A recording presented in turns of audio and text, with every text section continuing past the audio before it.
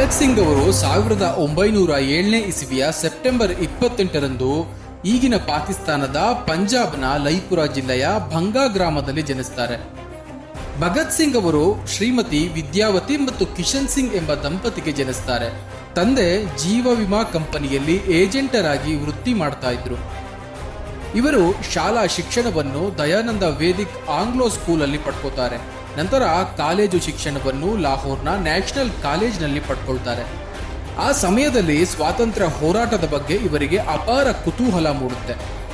ಭಗತ್ ಮೇಲೆ ಅತೀವ ಪ್ರಭಾವವನ್ನು ಬೀರಿದವರೆಂದರೆ ಅವರ ಚಿಕ್ಕಪ್ಪ ಅಜಿತ್ ಸಿಂಗ್. ಅಜಿತ್ ಸಿಂಗ್ರು ಉಗ್ರ ಭಾಷಣಕಾರರಾಗಿದ್ರು. ರೈತರ ನಡುವೆ ಹಲವಾರು ಚಳುವಳಿಗಳನ್ನ ಸಂಘಟನೆಯನ್ನ ಮಾಡಿದ್ರು. ಬ್ರಿಟಿಷರು ಅಜಿತ್ ಸಿಂಗ್ರನ್ನ ಹುಡುಕಿ ಬಂಧಿಸಲು ಅದೆಷ್ಟೇ ಕಷ್ಟಪಟ್ಟರೂ ಅವರ ಕೈಗೆ ಸಿಗದೆ ಚಳ್ಳೆಹಣ್ಣು ತಿನ್ನಿಸಿ ಯುವ ದೇಶ ಪ್ರೇಮಿಗಳ ಹುಟ್ಟಿಗೆ ಕಾರಣರಾದರು.